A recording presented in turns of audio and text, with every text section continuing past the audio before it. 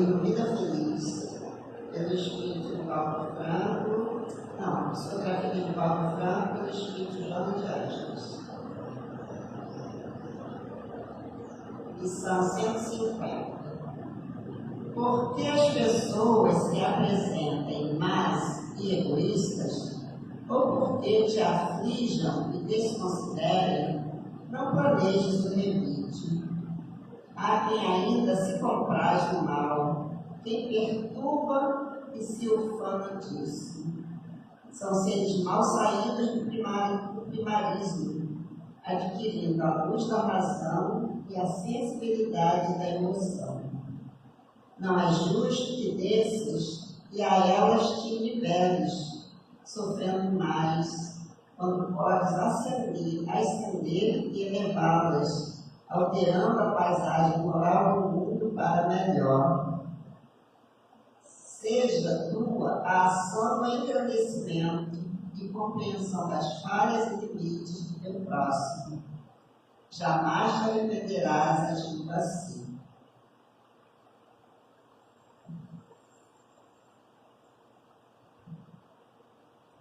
Vamos então, nesse momento, unindo nossos pensamentos, agradecidos a Deus por mais esse dia de vida que nos concedes, por mais essa oportunidade de estudos, de esclarecimento e consolo através dessa doutrina maravilhosa. Te rogamos bênçãos, Senhor, para todos aqui presentes, encarnados e desencarnados, para todos os irmãos que estejam no caminho e aqueles outros que não poderão estar, mas que essas vibrações de boa e paz possam chegar a todos os lugares, onde haja dor, onde haja sofrimento, desequilíbrio, enfim, Senhor. Te rogamos bênçãos para o irmão, que hoje será intérprete da tua mensagem. Fica conosco, Senhor, para sempre. Graças a Deus. Agora passamos a palavra ao nosso irmão, Alexandre Machado, que é trabalhador aqui da nossa casa, do CELP, e fará a explanação do Evangelho segundo o Espiritismo, de Allan Kardec, capítulo 7, Bem-aventurados os pobres de espírito, Instruções dos Espíritos. Ele fará o item 12, terceira parte, tema o orgulho e a humildade. Vivemos assim. Os irmãos, paz e alegria em nossos corações. Nada melhor logo após a comemoração do Natal de Jesus do que podermos nos debruçar sobre o seu Evangelho. Com muita alegria que hoje aqui estamos para darmos continuidade ao nosso estudo semanal do Evangelho segundo o Espiritismo, de Allan Kardec. Como foi anunciado, nós estamos estudando o capítulo 7, Bem-aventurados os pobres de espírito, a parte das instruções dos espíritos, e hoje nós vamos fechar esse assunto, esse tópico sobre o orgulho e a humildade, que já é a terceira semana que a gente está nesse assunto. E o item 12, que é o nosso foco de hoje, é uma mensagem do espírito Adolfo, que foi bispo de Argel. O nome dele era Antônio Luiz Adolfo Dupuis.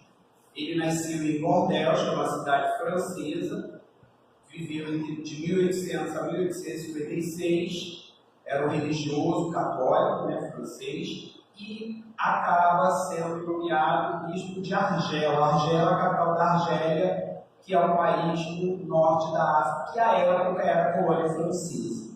Por isso, ele foi mandado para lá. Essa mensagem foi recebida na cidade francesa de Marmande em 1862, ou seja, 6 anos após a sua desencarnação.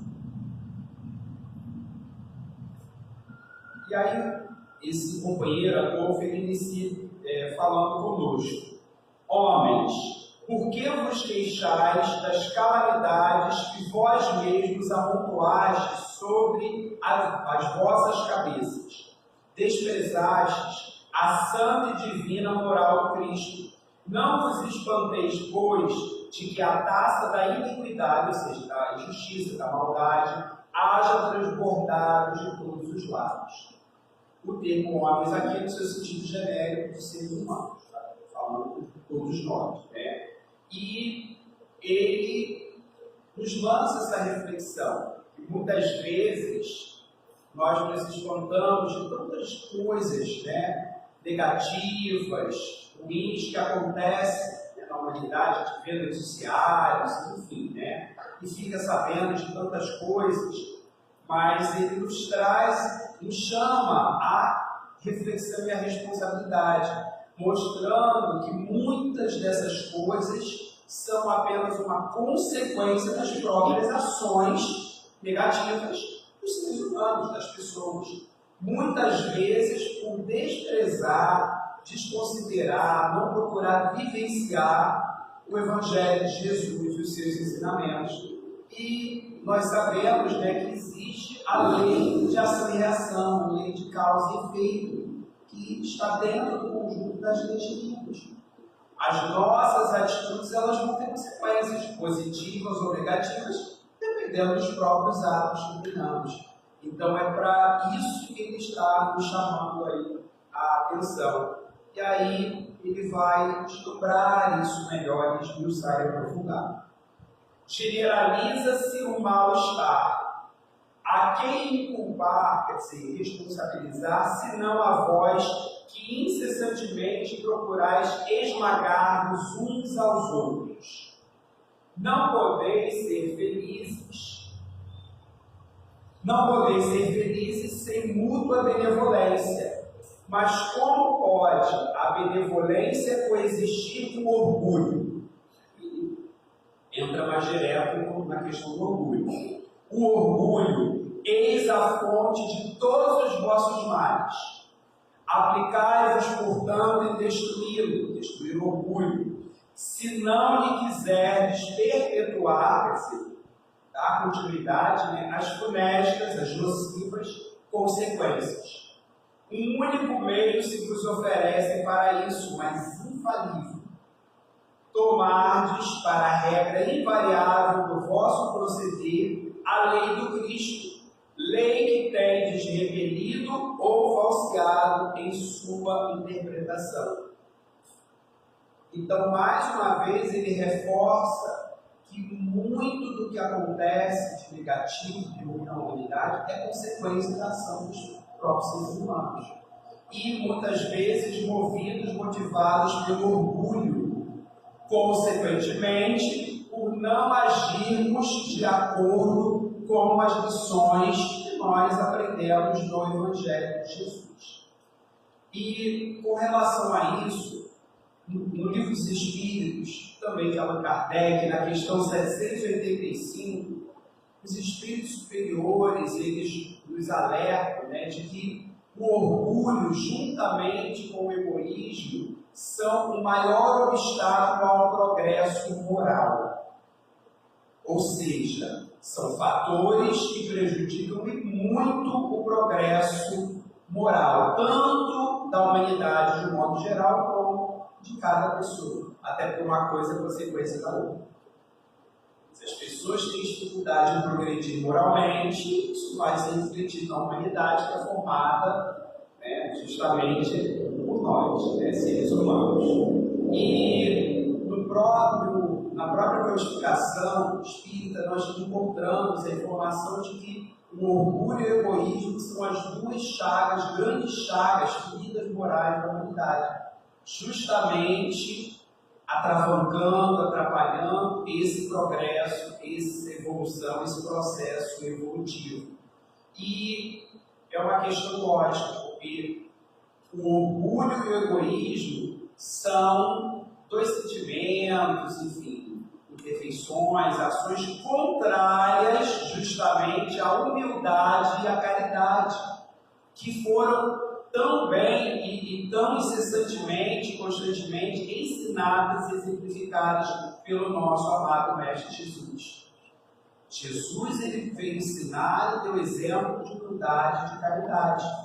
Mas o que né, as pessoas muitas vezes fizeram e fazendo ao longo da história. Como ele coloca aqui, ou repelindo, ou desprezando, ou desconsiderando os seus ensinamentos, inclusive em relação à humildade e à caridade, ou falseando, deturpando, modificando, acomodando os seus interesses pessoais e, portanto, não penetrando a essência desses ensinamentos, o que gera um prejuízo na questão da prática, da vivência, da conduta cristã, né, que deveríamos ter. Então, Adolfo, ele aqui nos alerta para isso e nos convida a evitarmos todos os esforços ao nosso alcance para combatermos, no caso aqui, o orgulho, que eu toco aqui o orgulho da idade, mas o egoísmo também precisa ser combatido. Mas aí nós temos outra parte do Evangelho que vai falar especificamente sobre a questão do egoísmo. E aí, prosseguindo, ele vem trazer algumas situações que mostram o quanto realmente o orgulho ainda impera na sociedade, o quanto atrapalha, inclusive, as próprias relações sociais. Ele diz o seguinte: por que a vez de ter em maior estima o que brilha e encanta os olhos do que toca o coração? Por que fazeis do vício na opulência, ou seja, na riqueza, objeto das vossas adulações, bajulações, ao passo que desdenhais, quer dizer, desprezais, do verdadeiro mérito na obscuridade, no anonimato, na simplicidade? Apresente-se em qualquer parte um rico debochado, perdido de corpo e alma, e todas as portas se lhe abrem, todas as atenções são para ele, enquanto ao homem de bem, que vive do seu trabalho, mal se dignam todos de saudá-lo com ar de proteção, quer dizer, com uma certa prevenção, uma certa precaução. Quando a consideração dispensada aos outros se mede pelo ouro que possuem, ou pelo nome de que usam, que interesse podem eles ter em se corrigirem de seus defeitos? Então, ele nos alerta aqui para essa questão das convenções sociais, que muitas vezes são feitas baseadas no orgulho, ainda muito influenciadas pelo materialismo, né? A questão da supervalorização das coisas materiais, dos bens que a pessoa possua, da sua conta bancária, da sua fortuna, ou dos seus títulos, né, de nobreza, ou de posições de destaque que tenha na sociedade, da sua fama, do seu poder, enfim. Esse tipo de coisa, infelizmente, ainda é muito valorizado na sociedade em que vivemos e acaba sendo um passaporte, né, para a entrada, muito bem-vinda, por sinal, em diversos locais e situações, enfim, sociais.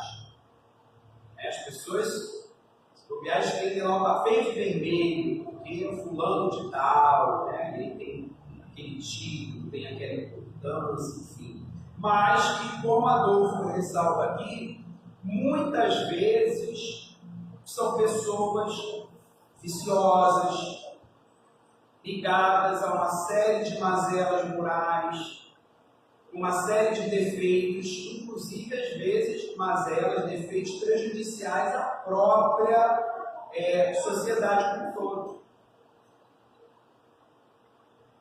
Então, muitas vezes, nós temos pessoas lá que são poderosas, influentes na sociedade, que, por exemplo, são corruptas, e acabam muitas vezes, por exemplo, desviando dinheiro público.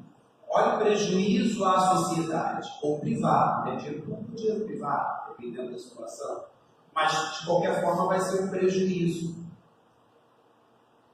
Só que muitas vezes são recebidas com toda a pompa e circunstância pelo título que carrega o nome, né, a influência que tem em determinada localidade, em determinados grupos sociais. Então é isso que ele está falando. Assim como, por outro lado, muitas vezes aquela pessoa que é uma pessoa bondosa, virtuosa, humilde, generosa, ela muitas vezes é vista com uma certa prevenção por ser uma pessoa anônima, desconhecida, né? Enfim, de muitas pessoas em determinada situação, não é alguém que está com os holofotes em cima dela, ou muitas vezes pela sua forma de se trajar, de se vestir simples.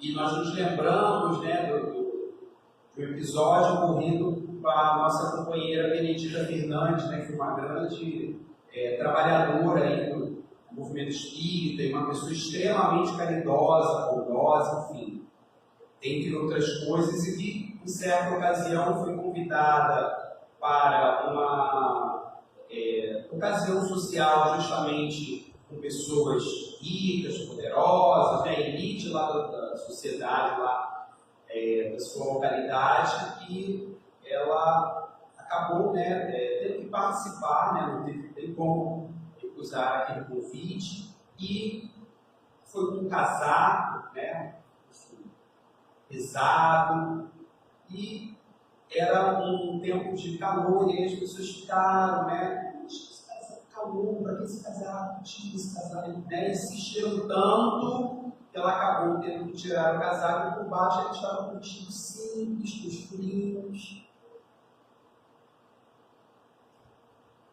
E aí começaram os olhares, né, os olhares do que diz, mas continuar um pouquinho melhor, né, para que você apresentar. E é isso, desconsiderando a pessoa em si, desconsiderando as suas virtudes, que são inúmeras. Isso nos faz lembrar do Espírito Joana de Ângeles, no livro O Homem Integral, uma parte em que ela fala sobre os homens à aparência. Ela justamente nos alerta sobre isso, sobre aquelas pessoas, e a gente, né, vive numa sociedade que estimula muito isso, com as redes sociais, isso aumentou muito, né, a questão de você ostentar uma aparência, seja no sentido físico, né, de repente você tem que ostentar um corpo perfeito, e para isso, para muitas pessoas vale tudo, para ter um corpo perfeito, para poder mostrar esse corpo perfeito, né, lá nas redes sociais, ostentar. Então, olha o orgulho aí, né, por trás dessa situação. É diferente da gente buscar o bem-estar, a saúde, outra coisa, né, mas é a preocupação excessiva com a questão da aparência. Ou então a aparência no sentido mais amplo, né, de que está feliz, de que está bem de vida. E aí muitas vezes, né, só posta coisas lindas, maravilhosas, aquela família igual o comercial de margarina, mas cuja realidade não corresponde realmente a isso. Muitas vezes, na intimidade da vida da pessoa, é uma vida de muitas dores, de muitas situações difíceis, cheia de problemas, mas que isso não vai aparecer ali na rede social. E essa necessidade de mostrar que está bem, que está feliz. Então, Joana de Ângeles nos alerta sobre isso, nos mostrando que, em vez de nos preocuparmos com a aparência, nós deveríamos cuidar sim da essência, do que nós somos de verdade, lá no íntimo. É a essência que precisa ser cada vez mais embelezada. E como é que a gente faz isso? justamente com a reforma íntima, com a transformação moral, cultivando virtudes como a humildade, que é o nosso foco aqui, mas também a caridade, a bondade, a generosidade, a indulgência e tantas outras. Isso é que vai realmente nos embelezar. Que a aparência seja apenas um reflexo dessa beleza interior que nós devemos cultivar cada vez mais. Continuando, ele diz também: dar-se-ia ao universo se a opinião geral fustigasse, quer dizer, castigasse, maltratasse, o vício dourado, tanto quanto o vício em andrajos, quer dizer, em trapos, em farrapos. Mas o orgulho se mostra indulgente tolerante, para com tudo que lisonjeia, que bajula. Cego de cupidez, ambição, cobiça e de dinheiro, dizeis, sem dúvida. Mas por que deixastes que as necessidades materiais sobrepujassem o bom senso e a razão? Porque há de cada um querer elevar-se acima de seu irmão. Desse fato sofre hoje a sociedade as consequências. Então, ele mostra que seria diferente se fossem consideradas pessoas não pela sua aparência, ou pelo que elas possuem, pelo sentido, mas pelo que elas realmente são. Se as pessoas, de igual modo, observassem aquele que é vicioso, cheio de defeitos, mas que tem fama, poder, dinheiro, da mesma forma que observam o simples, o pobre que é cheio de defeitos. Por que essa diferença em relação à questão financeira da pessoa? É isso que ele está apontando aqui. E lembramos que essa mensagem, do século XIX, 1862, e que se colocava como sendo um século de cupidez, de ambição, de cobiça, de dinheiro, ou seja, o materialismo imperava muito. Mas hoje em dia já progrediu, a humanidade já caminhou, já progrediu, ainda temos todo o materialismo, imagino, do século XIX. Principalmente com o positivismo, com as ciências positivas. Então, o materialismo realmente estava com toda a sua força. E aí nós vemos a importância do espiritismo, porque o espiritismo ele vem combater o materialismo a partir do momento em que nos lembra a nossa essência. Nós somos espíritos imortais. A nossa essência é espiritual. E aí nós passamos a entender que os nossos valores verdadeiros são os valores, os bens espirituais, os valores morais. Esses precisam ser conquistados a todo custo. E que a nossa verdadeira vida é a vida espiritual para onde iremos retornar após a desencarnação. Então o nosso foco deve estar aí. Aquisição de valores morais, preparação para vivermos uma vida espiritual mais tranquila possível. E no final desse parágrafo, quando fala de por que há de cada um querer elevar-se acima de seu irmão, e mostra que isso, ou seja, orgulho. Não, tem que ser melhor do que fulano, beltrano, ciclana. Esse desejo, essa necessidade de ser melhor do que o outro. Não. O nosso desejo deveria ser de sermos melhores do que nós mesmos. A vontade de nos superarmos.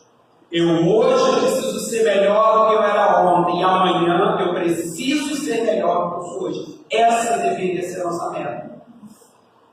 Porque às vezes a gente foca tanto no outro, em querer ultrapassar o outro, ser melhor, e infelizmente algumas pessoas para isso fazem tudo para serem melhores do que o outro, se superar. O foco deveria ter, porque quando a gente coloca o foco no outro, nós desviamos o foco de nós mesmos e desconsideramos as nossas necessidades evolutivas. A gente acaba deixando de dar atenção àquilo que nós precisa modificar, se transformar, melhorar e que é urgente. Lembramos dos nossos PES, Projeto Educativo Doutrinário, aquela reforma íntima, desafio de urgência. É urgente para ontem. E aí, prosseguindo, Adolfo ainda diz: não esqueçais que tal estado de coisas é sempre sinal certo de decadência moral. Quando o orgulho chega ao extremo, tem-se um indício, quer dizer, um sinal de queda próxima. Porquanto Deus nunca deixa de castigar, vou colocar entre aspas, esse castigar, os soberbos, quer dizer, os arrogantes, os prepotentes, cheios de orgulho, cheios de si. Se por vezes consente que eles subam, é para lhes dar tempo à reflexão e a que se vendem sobre os golpes que de quando em quando lhes desferem no orgulho para os advertir.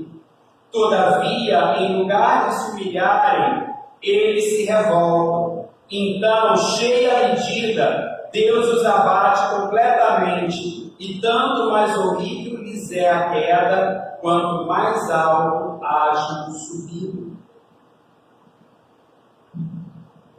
Então, tem aquele ditado popular, quanto maior a subida, altura maior a queda. E que é uma realidade que podemos trazer para esse aspecto moral. Porque muitas vezes nós nos deixamos envolver, levar pelo orgulho e nos enchemos de nós mesmos, Nos sentimos os tais. Como diria nosso irmão Raul Teixeira, nos sentimos a última Coca-Cola no deserto. Imagina, a última Coca-Cola no deserto. Nossa. Só que muitas vezes o tempo, a realidade da vida nos mostra, e é muitas vezes de uma forma dura, amarga, que nós não éramos tudo aquilo que imaginávamos ou ostentávamos ou tentávamos fazer parecer ser. E aí vem essa queda a que se refere Adolfo. Queda moral. Que é um golpe no nosso orgulho. Muitas vezes, as pessoas se queixam, poxa, estou com meu orgulho ferido. Deveríamos dar graças a Deus. O orgulho é o vício de perfeição. Que bom que ele está ferido. Tomara que ele seja logo pouco, ferido, para acabar de vez. Mas não, a gente fica se lamentando. O orgulho ferido. Então é para nós realmente refletirmos sobre isso e buscarmos a unidade. Mais uma vez, levando em consideração a lei de causa e efeito, de ação e reação, entendendo que as nossas atitudes orgulhosas, elas vão ter uma consequência. Nesta mesma existência ou em existências futuras. E aí a gente volta lá no capítulo 5 do Evangelho segundo o Espiritismo, bem-aventurados aflitos, quando fala das causas atuais e as causas anteriores das aflições. E muitas vezes o orgulho é uma dessas grandes causas de aflição, de dor, de sofrimento. Então precisamos parar para refletir. Até que ponto o nosso orgulho não está nos fazendo sofrer. E poderá fazer sofrermos ainda mais futuramente. Precisamos pensar. E aí, caminhando para o último parágrafo, Adolfo, ele faz a seguinte colocação: pobre raça humana, se referindo à espécie humana, cujo egoísmo corrompeu todas as sendas, todos os caminhos, toma novamente coragem, apesar de tudo. Em sua misericórdia infinita, Deus te envia poderoso remédio para os teus males, um inesperado socorro à tua miséria. Abre os olhos à luz. Aqui estão as almas dos que já não vivem na terra, os espíritos encarnados, e que te vêm chamar ao cumprimento dos deveres reais.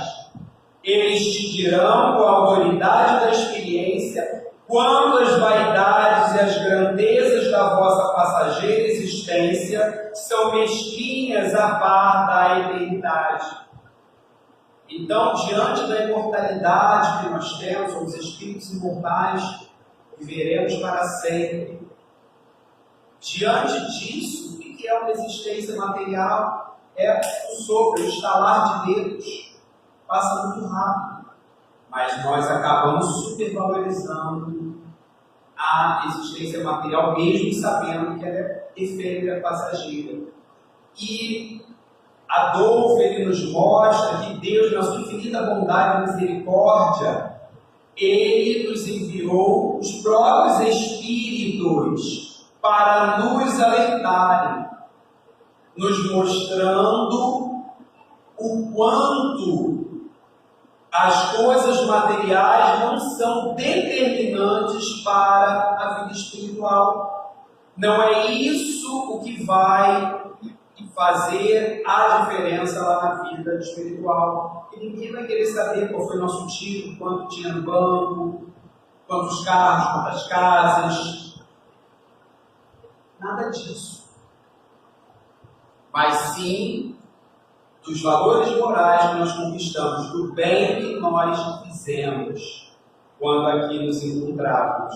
E quando fala que os espíritos eles falam com propriedade, com autoridade da experiência, nós nos lembramos que aqui no próprio Evangelho, lá no capítulo 2, meu reino não é deste mundo, também na parte de instruções dos espíritos, no item 8, uma realeza terrestre, nós temos a mensagem de uma rainha da França, dando o seu testemunho pessoal, o seu depoimento, do quão orgulhosa ela era e o quanto ela valorizava título, poder, dinheiro, fama, riqueza, e o quanto isso ela percebeu, qual não foi a sua desilusão na vida espiritual, percebi que nada daquilo tinha valor.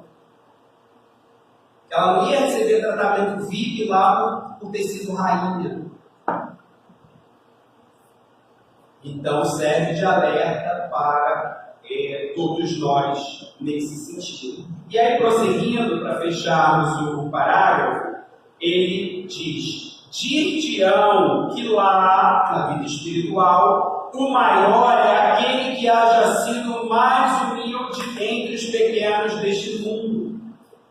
E aí nós nos lembramos de Jesus, o grande aniversariante aí desse período, que nasceu numa manjedoura, numa estrebaria entre animais, e é o governador espiritual da terra. Olha a dimensão espiritual. Que aquele que mais amou os seus irmãos será também o mais amado no céu, vida espiritual. Que os poderosos da terra se abusaram da sua autoridade, ver-se-ão reduzidos a obedecer aos seus servos.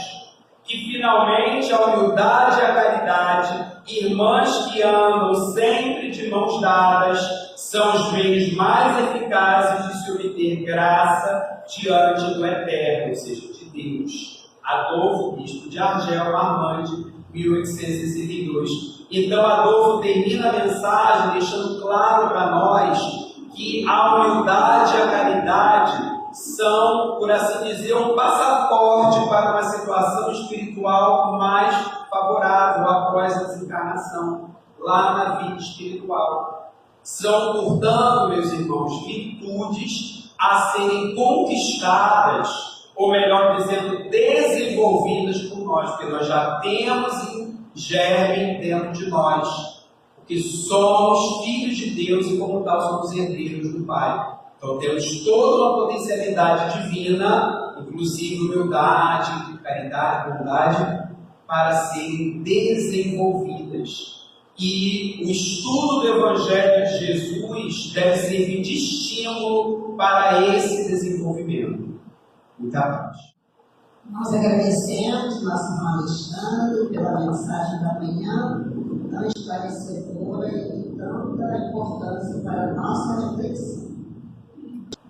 E assim, Jesus querido, divino amigo, Deus de amor e bondade, aqui estamos, Senhor, para dar uma bênção para cada um dos irmãos presentes, encarnados e desencarnados, todos aqueles, Senhor, que aqui chegaram com as suas dificuldades, com as suas aflições, com as suas necessidades, Senhor, que todos neste momento sejam banhados, Senhor, pela tua luz, pelo teu amor, fortalecendo, esclarecendo as suas dúvidas, que eles possam sair daqui, Senhor, melhores do que quando chegaram, fortalecidos na tua fé, levando esta paz e equilíbrio. Fica conosco, Senhor, agora e sempre. Graças a Deus.